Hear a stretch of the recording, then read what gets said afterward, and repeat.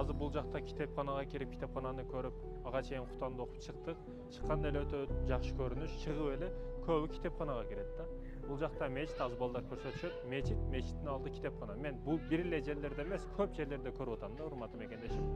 Ошондуктан мен айтат элем, ушу Кыргызстанда да ушул болуп калса өтө жакшы болот. Мисалы, Жибек жолдогу чоң мечиттерибиз бар, ортоңку шаардын ичиндеги центральный мечиттерибиз бар. Ошолордун алдында месталар экенин, чайкана, бизнес центр кылбастан ушул китепкана кыла турган болсо өткөн кеткен окуйт. Мисалы, китепканага келмиш шылтоосунда мечитти көрөт, намаз окугандарды көрөт, учурашып көрөт, жылуулук пайда болот, мечитке сүйүү пайда болот. Мечитти сүйсө мекенге сүйүү пайда болот, мекенди сүйсө Алланы сүйөт деген маселелер көп болот. Жана ушул нерсе болот да, урматтуу мекендешим. Китепкана бул жерде. Ошондуктан мен ойлойт элем, китепкананы көбөйтөлү, мечиттерибиздин алды, мисалы көчөлөрүбүздө ар бир көчөдө бир экиден китепкана боло турган болсо, бул албетте урматтуу мекендешим эң жакшы маселе. Урматтуу мекендешим, биз тунк клуб чалып атабыз, чайкана салып атабыз, кафе салып атабыз, бирок эң негизги маселе болгон китепкана салбай атабыз да. Ооба, окубайт дешиңиз мүмкүн. Биринчи салалы. Салайлы, урматтуу мекендешим. Бизден кийин, биз өлүп кеткенден кийин биздеги урмактар да окуй турган болсун.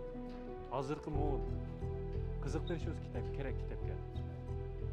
Артисттер адде бырдап ырчылыкка эле кызыктырбастан китеп окуп, китепканага келип, китепкананы реклама кылып, мисалы үчүн ошо баягы соцсеттерде өзүнүн авторитети барлар келип, китепкананы көрсөтүп, китеп окумуш болуп, ошолорду жаштарга үлгү кылып көрсөтсөңөр, бул жаштарыбыздын абжип болуп, жыпырык болуп, ырчы болом дей бербестен, мындай китеп окуп, адам болом деп чоң максаттарды коюшуна да себепчи болобуз. Урматтуу мекендештерим, айта турган маселе китепке тартабыз жаштарыбызды. Эгерде бүгүн китеп окуп алса, жөн эле телефон тиктеп, телевизор тиктеп кала турган болсо жаштарыбыз, бизди башкара турган өтө көп адамдар бар.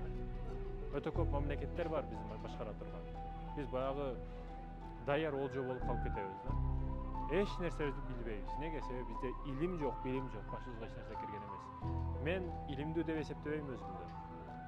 Ошол эле учурда эң паска адам деп дагы эсептебейм. Болгону айта турган адам жок болгондугу үчүн мажбур айтып атам да. Урматтуу мекендешим, кылыш керек. Кылыш керек. Сөз боюнан калып кетпеш керек.